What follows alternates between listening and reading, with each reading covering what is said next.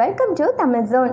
உலகையை அச்சுறுத்தி கொண்டிருக்கக்கூடிய corona virus பாதிப்பால் பெரும்பாலான நிறுவனங்கள் தங்கள் ஊழியர்களை வீட்டிலிருந்து வேலை பார்க்கும்படி அறிவுறுத்தியுள்ளது. இந்த சூழலில் நீங்கள் வீட்டில் ஒழுங்காக வேலை செய்கின்றீர்கள் என்பதை உங்கள் மேலதிகாரிகளுக்கு எப்படி புரிய வைக்கலாம் என்பதை குறித்து தான் இன்றைய வீடியோவில் நாம் பார்க்க போகின்றோம். ஊழியர்கள் அலுவலகத்தில் இருந்தால்தான் வேலை செய்வார்கள், வீட்டில் இருந்தால் வேலை செய்ய மாட்டார்கள் என்ற எண்ணம் பெரும்பாலான மேலதிகாரிகளுக்கு இருக்கும். அதனை நேரடியாகவும் கேட்க முடியாது. எனவே அவ்வப்போது ஃபோன் பண்ணி வேலை விஷயம் பேசுவது போல் தெரிந்து கொள்வார்கள். அந்த வகையில் உங்கள் வேலையை கச்சிதமாக செய்து கொண்டிருக்கின்றீர்கள் என்பதை நீங்களே உங்கள் மேலதிகாரிக்கு புரிய வைக்கலாம். இதன் மூலம் நிறுவனத்தில் உங்களுக்கு நற்பெயரும் ஏற்படும், உங்கள் மீதான நம்பிக்கையும் அதிகரிக்கும்.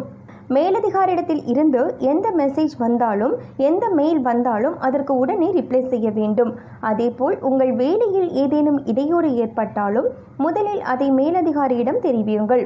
அதன் பிறகு அந்த இடையூறை சரி செய்யுங்கள். உதாரணத்திற்கு, வீட்டில் சட்டென்று மின்சார தடை ஏற்பட்டிருக்கலாம். அப்போது மின்சாரம் மீண்டும் வரும் வரையில் பொறுத்திருக்கக்கூடாது.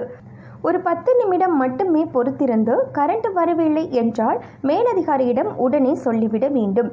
இதன் மூலம் உங்கள் நிலைமையை அவர்கள் புரிந்து கொள்வார்கள்.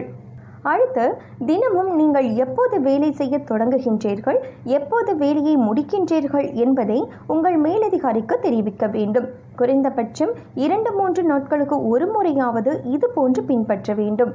வேலை நேரத்தில் உங்களை எப்போது தொடர்பு கொள்ள முயற்சித்தாலும் நீங்கள் இருக்க வேண்டும். குறிப்பாக சில நிறுவனங்களில் வீடியோ கால் செய்வார்கள். அதற்கு ஏற்றவாறு நீங்கள் தயாராக இருக்க வேண்டும். அடுத்து, மேலதிகாரியை ஈர்ப்பதற்காக ஆர்வ கோளாறினால் எல்லா வேலையும் இழுத்து போட்டுக்கொண்டு செய்யாதீர்கள். உங்களுக்கென இருக்கும் வரைமுறைக்கு உங்கள் எல்லைக்கு உட்பட்டு வேலை செய்தாலே போதுமானது. இன்னும் சிலர் இருப்பார்கள், நல்ல வேலை செய்கின்றேன் என்பதை நிரூபிக்க அடுத்தவர்களின் வேலையும் சேர்த்து செய்து காண்பிப்பார்கள். அதுவும் தவறானது. எனவே உங்களுக்கு ஒதுக்கப்பட்ட வேலையை மட்டுமே கச்சிதமாக செய்தாலே போதுமானது. அடுத்து, வீட்டில் இருந்து வேலை பார்க்கும்போது நமது கவனத்தை சிதறடிக்கும் வகையில் பல்வேறு நிகழ்வுகள் நடைபெறும். உதாரணத்திற்கு, குழந்தைகள் விளையாடுவார்கள், வீட்டில் ஏதாவது பொழுதுபோக்கு நிகழ்ச்சிகள் ஓடிக்கொண்டிருக்கும். எனவே அவை அனைத்தும் சிறிது கவனத்துடன் இருக்க வேண்டும். முடிந்த வரையில் வேலை நேரத்தில் தனி அறைகள் இருக்க பழகிக் கொள்ளுங்கள். குழந்தைகளுடன் அதிக நேரம் செலவிடக்கூடாது. சில நேரங்களில் மேலதிகாரியிடம் இருந்து ஃபோன் வரும், அதை கவனிக்காமல் மறந்து விடுவோம்.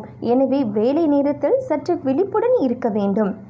என்ன வியூவர்ஸ், இந்த தகவல் உங்களுக்கு ரொம்பவே பயனுள்ளதாக இருக்கும்னு நினைக்கிறேன்.